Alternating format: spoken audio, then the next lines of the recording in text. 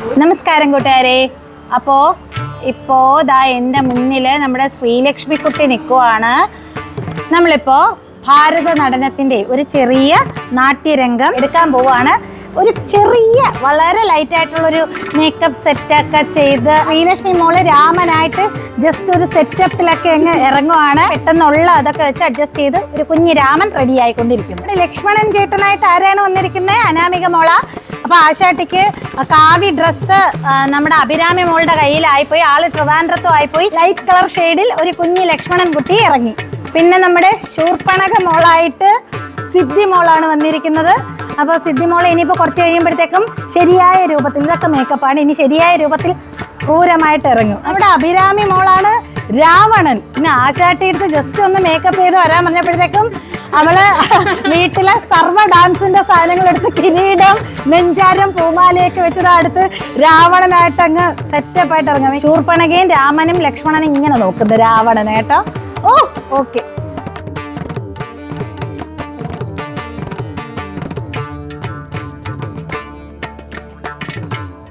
നൃത്തത്തിലായാലും നാട്യത്തിലായാലും ആംഗികം ചൊല്ലി പ്രാർത്ഥനയ്ക്ക് ശേഷം തുടങ്ങുന്നത്. ഡയലോഗ്സ് അപ്പം പറഞ്ഞു തരുന്ന ബേസ് ചെയ്ത് പറഞ്ഞാൽ മതി. ശൂർപ്പണഖ വന്ന് കണ്ട് മീൻസ് വിവാഹ അഭ്യർത്ഥന ചെയ്യുന്നതിൻ്റെ ഒരു പോർഷനായിട്ടാണ്. ഒരു ശ്രദ്ധയുണ്ടായിരിക്കണം, അതായത് ചുറ്റുമുള്ള കാര്യങ്ങളാ ബേസുള്ള ഒരു ശ്രദ്ധ. എന്നാൽ വളരെ അല്പം മുന്നിലും മോള് ഒരല്പം പിന്നിലും ഇങ്ങനെയായിട്ട് ചെയ്യുന്ന രീതിയിലേ വരാൻ പാടുള്ളൂ. ലക്ഷ്മണ നമുക്ക് പോകാം എന്ന് പറയണം. എന്നാ ജസ്റ്റ് ഒന്നിങ്ങനെ ക്ഷമിക്കണം ജ്യേഷ്ഠ, നമുക്ക് വ്യക്തമായ രൂപത്തിൽ നിന്ന് അവള് സുന്ദരിയായിട്ട് മാറുകയാണ്. ഈ രൂപത്തിലാകുമ്പോൾ ഒന്ന് സ്വീകരിച്ചോട്ടെ, ആയിക്കോട്ടെ, ആക്കുന്നു. എന്നെ നിങ്ങൾക്കൊന്ന് വിവാഹം കഴിക്കാം. ഇങ്ങനെ ചിരിച്ചോണ്ടേ നിൽക്കാറ്. ഞാൻ മാനിക്കുന്നു. ഭവതിയുടെ ആഗ്രഹം ഏകപത്നിയുദ്ധനായ ശ്രീരാമസ്വാമിയാണ്. അത് പറയുമ്പോ എനിക്ക് മുഖം മാറണം. ഇങ്ങോട്ട് മാത്രം നിൽക്കുക, ഇത്ര മാത്രമേ നോക്കുള്ളൂ. ഓക്കെ എന്ന് പറഞ്ഞ് വളരെ അങ്ങനെ വിവാഹം കഴിച്ചേ ഒക്കൂ എന്നിങ്ങനെ പറയണം. രാക്ഷസി ഞാനുണ്ട് എന്നിങ്ങനെ കാണിക്കണ പോലെ ഭയങ്കരമായിട്ട് പാവല്ലേ. ഓക്കെ, രാമനെ കൊല്ലണം.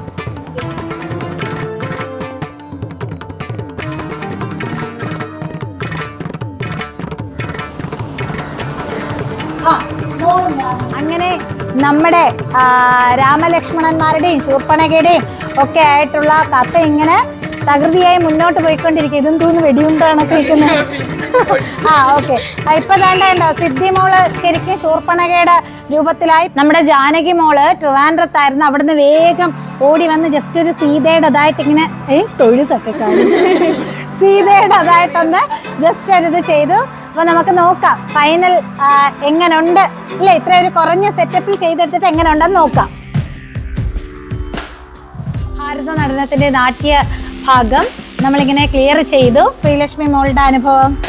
ചേച്ചി കുറച്ച് നാൾ കഴിഞ്ഞ് ചെയ്യുന്നതിൻ്റെ ഒരു ബുദ്ധിമുട്ടുണ്ടായിരുന്നു. പിന്നെ അത് മാത്രമല്ല, എനിക്കിങ്ങനെ ഒരുപാട് എക്സ്പ്രഷൻ ഇട്ട് ചെയ്യാൻ വലിയ ഇഷ്ടമാണ്. രാമനാവുമ്പോൾ ഇങ്ങനെ നിസ്സംഗ ഭാവത്തിൽ അത് കുറച്ച് പാടായിട്ട് തോന്നി. എങ്ങനെ ഉണ്ടായിരുന്നു ജാനകി മോൾക്ക്? ഞാൻ തിരുവനന്തപുരത്ത് നിന്ന് പെട്ടെന്നാ വന്നത്. അപ്പം എനിക്ക് കുറച്ച് ഷോട്ടൊക്കെ മിസ്സായി. അതിൽ നല്ല വിഷമമുണ്ട്. പക്ഷെ എന്നാലും കുറച്ചൊക്കെ കിട്ടി. എങ്ങനെ ഉണ്ടായിരുന്നു അനാമിക മോൾക്ക്? ആക്ച്വലി ഒരു ചലഞ്ച് തന്നെയായിരുന്നു ഈ ചിരി. സിദ്ധീനെ ഇങ്ങനെ കാണുമ്പോഴത്തേക്കും ചിരി ഇങ്ങനെ കൺട്രോൾ ചെയ്ത് ദേഷ്യവും കാണിക്കണം, എന്താ ചിരിയും അങ്ങനത്തെ ഒരു അവസ്ഥയിൽ വേണ്ടി പോയി. എങ്ങനെ ഉണ്ടായിരുന്നു സിദ്ധി മോളെ? ടോം ആൻഡ് ജെറിയില് ചില സമയം ഇടി കൊണ്ട് ജെറിയെ കണക്കിരിക്കുന്നു. ആദ്യം ഈ ശൂർപ്പണഖ ബേസ് വന്ന ഡയലോഗ്സ് ഒക്കെ പറയാനായിട്ട് നല്ല ഈ കാമം തോന്നുന്നു എന്നൊക്കെ, അതൊക്കെ ഇങ്ങനെ ഭയങ്കര ചമ്മലും ഒരു നാണവും ഒക്കെ ആയിരുന്നു. പിന്നെ രാമായണത്തിൽ ആ ക്യാരക്ടർ അങ്ങനെയാണ്. എങ്ങനെ ഉണ്ടായിരുന്നു നമ്മുടെ അഭിരാമി മോള് പറഞ്ഞോ? എനിക്ക് രാവണന്റെ ക്യാരക്ടർ ഒരുപാട് ഇഷ്ടമാണ്. അത് ചെയ്യാൻ ഭയങ്കര ഒരു ഇഷ്ടമാണ്. പിന്നെ ഒരൊറ്റ ഇതെന്ന് വെച്ചാൽ ആണിന്റെ ശബ്ദം ഗാംഭീര്യം അത് പറ്റത്തില്ല. ഒക്കുന്ന രീതി എല്ലാ അഡ്ജസ്റ്റ്മെന്റിൽ നീ ഭാരത നടനത്തിന്റെ നല്ലൊരു നാട്യരംഗവും നൃത്തവും ഒരുപാട് വിശേഷങ്ങളുമായിട്ട് ഉടൻ തന്നെ എത്താം. ടാറ്റാ.